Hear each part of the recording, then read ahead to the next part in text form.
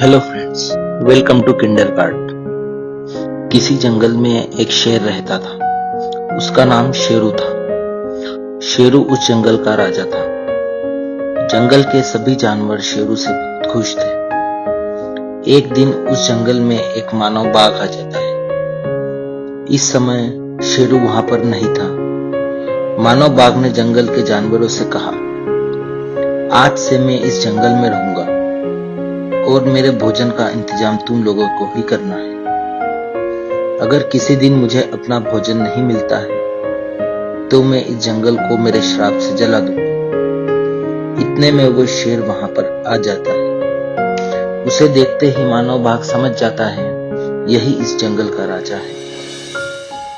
तभी मानव बाघ शेर से कहता है, मेरे होते हुए कोई इस जंगल का राजा नहीं रहेगा। और यह कहते हुए वो शेरू पर हमला कर देता है।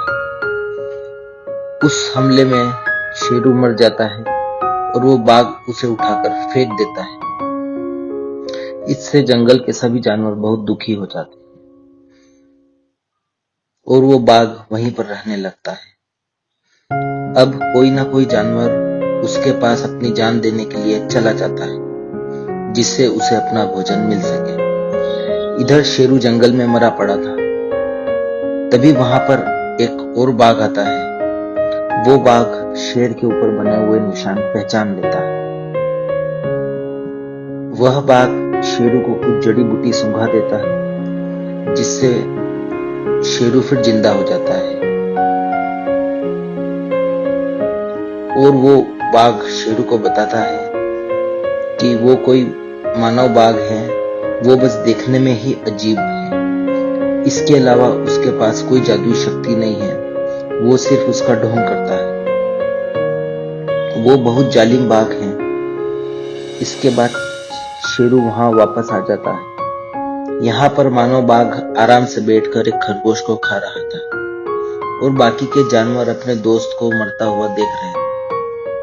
तभी शेरू को देखकर मानव बाघ गुस्से से कहता है, तुम फिर आ गए, मैं तुम्हें अपने श्राप से जला देता हूं। शेरू कहता है, चलो ठीक है, तुम मुझे जलाकर दिखाओ, मैं तैयार हूं।